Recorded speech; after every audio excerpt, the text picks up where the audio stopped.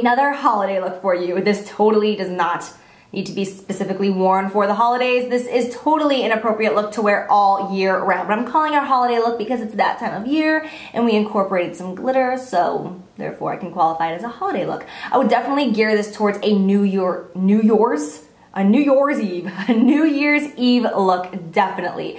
So I feel like I've done tons of neutral looks here on my channel recently, so I was like, okay, Jacqueline, the world is ready. It is time to do something over the top, smoky, dark, glamorous, glittery, colorful.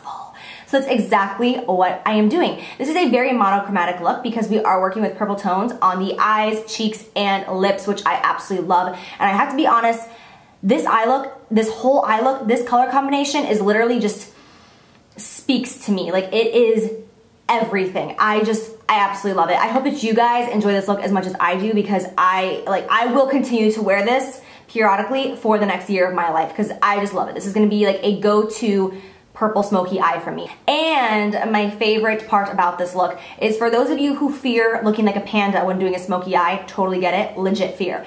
Because of the technique that we are gonna use in this video, we are gonna have a really just kind of harsh line right here on the edge, which will really make sure that you don't have like that circular round panda look for those of you who are scared to look like an animal. Like, I get it. So I hope that you guys enjoy this video. I loved creating this look for you, but I am now way too glam for 4 o'clock on a Wednesday to literally sit on my couch and edit this video. So, you know, hopefully you guys create this look for yourself and put it to better use than I'm about to. So I hope you guys enjoy. Thank you so much for watching. I love you guys, and I'll see you soon. Bye.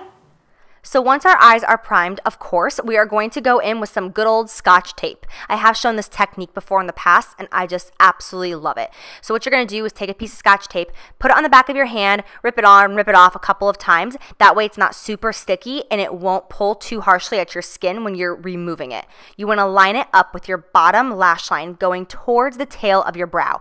You can really make this at an extreme angle or more of a soft angle, however you feel, just as long as you try your best to make them as even as possible. That way when you remove this good looking tape, it's not gonna look wonky. And if it does look wonky, that's okay. We have tips to fix that. So first thing I'm gonna do is go in with Makeup Geek Wisteria eyeshadow. This is a really, really pretty kind of pastel-y purple, and it's gonna work great for our transition color. So I am using an E40 brush from Sigma, one of my favorite blending brushes of all time, to put this in my upper crease area. Since we are working with purples in that crease, this is going to make it so that we don't have any harsh lines, because when you're working with a deep purple, you usually need a lighter purple to kind of buff everything out and blend it so that it doesn't just abruptly stop. Then I'm going to go in with a Makeup Forever eyeshadow, which I love. This has to be my favorite purple ever, and this is in the shade M928. Don't worry, I'll link it down below. I am using a Makeup Geek Stiff Dome brush to blend this out. As you can see, I'm really focusing a lot of this color on that outer corner of the eye because I really want that outer corner to pop with a lot of depth and dimension. So I am going to keep this kind of lower in the crease area. We put that first color, Wisteria, up in the upper crease, and as you can see now, you really don't even notice it. That's what's so wonderful about transition colors, is you really don't see them in the end look, but it makes it so that you have no harsh lines. So I'm going to go back with that same Wisteria as before and that same Makeup Geek blending brush, and I'm just going to go over it again just to make sure that everything is completely buffed out. As you see, I did go all the way to the inner corner. If you don't go all the way to the inner corner, it just won't look as dramatic, but I really wanted to go all out, so I took it all the way into that inner tear duct. And I'm really making sure that outer corner is nice and blended. Then I'm going to go in with Makeup Geek Corrupt, which as you can see, I've hit pan, and this is my second one. It is the blackest black you will ever use. It is intense. So taking any pencil brush, I'm just going to put this on the outer corner of my eye. What I love about putting the tape down on my eyelid area is you can really be as messy as you want, and you don't have to worry about it, because when you rip that tape off, when you gently take that tape off from your eye area, you're not going to have any of that messiness. It's just going to be a nice crisp line. So I am kind of slightly doing a very soft cut crease in a sense, because I am making sure that I'm not going to cover up that purple. I want it to stay underneath of that purple and kind of in the lower crease of my eye, and then all over that outer corner in a V-shaped motion. Then I will go back in with that same Makeup Geek brush and just blend it out so that it blends nicely in with that purple. Then going in with an M321 brush from Morphe, I'm going to take a little bit more of that original purple from Makeup Forever and just make sure that it still stays nice and vibrant and intense, because I don't want it to look black. I want it to look black and purple. Then I'm going to go in with Too Faced Shadow Insurance Glitter Glue. I'm going to put this on the back of my hand and I'm going to work one eye at a time. So I'm going to just take any finger and just apply this with my finger. I just think it's the easiest. Like, who needs brushes when you can use your finger? And this is one of those times that a finger will do just fine. Now we are going to go in with the star of the show, and this is MAC Pressed Pigment in the shade Black Grape. Oh my gosh. Can we talk about it? Like, look at this color. Oh, I love it so much. So I am going to be working one eye at a time. So after I'm done with my right eye, I will then take that glitter glue, pack it on the inner corner of my left eye, and then immediately grab that pigment and start pressing it on. I always apply these pigments with my finger because I don't think any brush applies these like my finger does. So I kind of pat and rub at the same time. And with this glitter glue, you are not going to have this falling on your face or your lashes. It is amazing.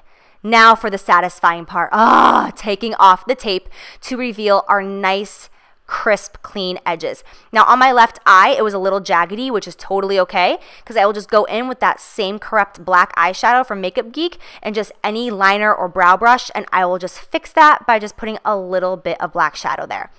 So now I'm just putting a thin coat of mascara on my lashes just to prep for false lashes. I am going to be going in with Lashes by Lena in the style Bianca.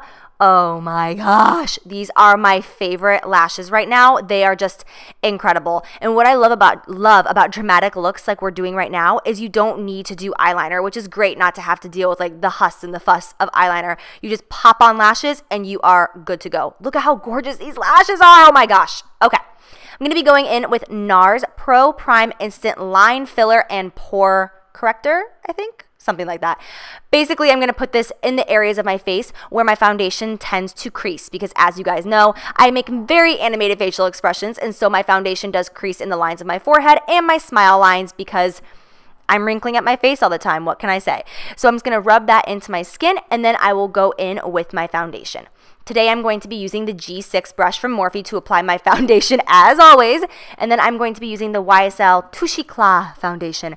I am currently using the shade B40 in case you guys are curious. I'm super fair right now, but it's fine. We'll make it work. This foundation does oxidize, just so you know. It will get darker after it's on your face for about an hour or so. So if you're interested in this foundation, I would tend to go a little bit lighter rather than darker because it will get darker throughout the day. Then I'm going to go in with concealer. Same drill as always. You know what's happening. I'm using MAC Pro Longwear Concealer in the shade NW20. I'm going to put it from the inner tear duct down towards the side of the nose and then up towards the temple, and then using a damp beauty blender to blend all of that out. Then what I'm going to do is go in with I don't know what brush this is. This is from Morphe though. It's an eyeshadow blending brush. I'm going to take a tiny bit of concealer on this brush and clean up that inner corner of my eye. Just because sometimes when you're working with dark colors, it can kind of just splatter everywhere and just become too intense on that inner corner. This is just a nice soft way to kind of blend that inner corner with a little bit of concealer and make it look a little bit cleaner. Then I'm going to set my under eye concealer with some powder. Nothing new, nothing exciting. It's a must for me, or I'm going to crease like a bee. Then I'm going to go in with MAC Mylar eyeshadow, and I'm going to use this as my highlight today. I didn't want to do like an intense frosty highlight or inner corner highlight because I definitely think the eyes speak for themselves. Then I'm going to just fill in my eyebrows, and we're going to speed along very quickly because I just did an updated brow routine for you guys, so I will link that down below. Waboom! Moving on. I'm going to be taking an angled brush and a black eyeshadow and putting it just on the outer corner of my lower lash line because I'm going to show you guys the difference in two different eye options that you can do for this look. I'm then going to take that same M321 brush by Morphe and take that purple color from Makeup Forever all the way to the inner corner. So now you can see one eye with just that black on the outer corner, and then you can see this eye, which is much more dramatic, and I'm going to make it even more dramatic. So you can really change this look however makes you feel comfortable. You can make it much more subtle on the lower lash line, or you can go all out like I'm going to do. Whenever I do a tutorial, I like to do all or nothing and show you guys every single step, but you can totally tone this down for your face if you feel more appropriate that way. I'm going to blend this lower lash line out with Wisteria from Makeup Geek. I'm just going to be repeating the exact same shadows I use on the upper lid, but I am not going to bring any of that glitter on the lower lash line because I feel like that sometimes can get too overwhelming. So I'm going to take that same Corrupt black eyeshadow from Makeup Geek, and I'm going to press that very tightly all along that lower lash line, and I am going to bring it all the way into the inner tear duct of my eye to really make my eyes pop. Once I have done that, I'm going to move on to mascara. I am using the MAC Giga Black Giga Black Lash Mascara. It's just a great lower lash mascara. And I'm just going to put a thin coat of that on my lower lashes. Then once I've done that, I'm going to go in with my favorite black eyeliner at the moment. This is by Ardency In. It is so creamy, so black, and like you just put on a tiny bit and you are good to go. So I am going to coat my lower waterline with that. You can see my right eye has it and my left eye doesn't. So you can see the difference that it makes. It really just draws more attention to the eye. If you have small eyes and you don't want to make them look smaller, I would avoid this step because it can kind of make the eyes look a little bit smaller, but it will also bring more attention to them and make them pop more as well. Now I'm going to be taking Makeup Forever bronzer number 20 to be contouring, and I am using a Makeup Geek. It's technically a blush brush, but I'm going to be using it to contour. So just going from the top of the ear down towards the corner of my mouth, I'm going to draw a pretty distinct line, and then I'm going to blend that upward. Remember never to blend downward or you will defeat the purpose of carving out that cheekbone. Then I'm going to slap that on the upper part of my forehead, especially on the outer part of my forehead down by my temples, and then going in with a Morphe, I believe this is like an MB5 brush. I'm going to blend that all out. Then I will go back with a little bit more foundation on my foundation brush, and I'm going to sculpt out that lower part of my face to really make that contour pop. This is a trick. If you get a little bit too sloppy and your bronzer or your contour color kind of falls down, this will sharpen everything up and give you a little bit more of a striking contour, which I wanted for this look in particular. So once we have done that, I'm going to move on to blush, and I'm going to be using this gorgeous blush by MAC. This is called Koi Girl. I used to love this color so much. Oh my gosh. I am using a G8 brush by Morphe, which is my favorite blush brush right now. I feel like everything, I'm like, this is my favorite at the moment, but it really is my favorite right now. So putting that on the apples of my cheeks and moving upward towards the temples. Then I am going to go in and highlight. I am using Hourglass Ambient Lighting Powder in the shade Luminous Light. I was kind of unsure about that one. I am going to be using an MB13 Morphe eyeshadow blending brush to apply this to the top of my cheekbones. This is a very subtle, beautiful highlighter. I've said before, it is ideal for brides because it just looks like you're glowing from within, and it is absolutely gorgeous. And then for my lips, I'm going to be going in with my favorite lip liner at the moment. This is NARS lip liner in the shade El Agua. I am going to line my lips and then completely fill them in, and you can see it's just this gorgeous purpley mauve color. I love it. Then going in with Buxom True Nude Lip Foundation in the shade Buff. I'm only going to be pressing this on the center of my upper and lower lip, and this will really make your lips look more plump. And I also just kind of wanted to lighten this color a little bit and give it some dimension as well. Then I'm going to go in with a Maybelline Elixir in the shade Mauve Mystique, which is this gorgeous plummy shade. It's so beautiful, and I wanted a glossy lip with this look today. Then to finish everything off, I'm going to go in with Urban Decay Chill Makeup Setting Spray and just drench myself, take a quick shower in this to make it very official. And then of course I have to praise the heavens because we are done. So I hope that you guys enjoy this makeup look. Thank you so much for watching. I love you, and I'll see you soon.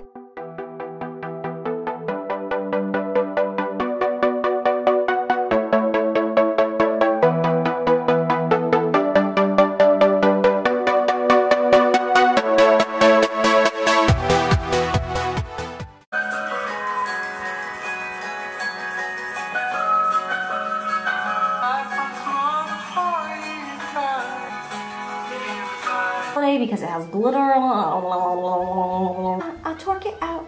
Twerk it out. You are. No. You know what I'm saying? First world problems. Totally be warm. Really get it together. Beat you with a brush. Ah! Oh my god. Born year. Okay, wow. Get it together. Let's try again. It's not gonna happen, Jacqueline. Get over it. Let it go. I'm calling it a holiday look because I think that the glitter that I incorporated can qualify it as a holiday look. No? Hey guys, so today I'm going to be doing a really, I'm so over my repetitive intro all the time. Hey guys, so today I'm going to be doing a makeup tutorial on the look that I'm wearing right here. Hey guys, no, too creepy? Too much, okay.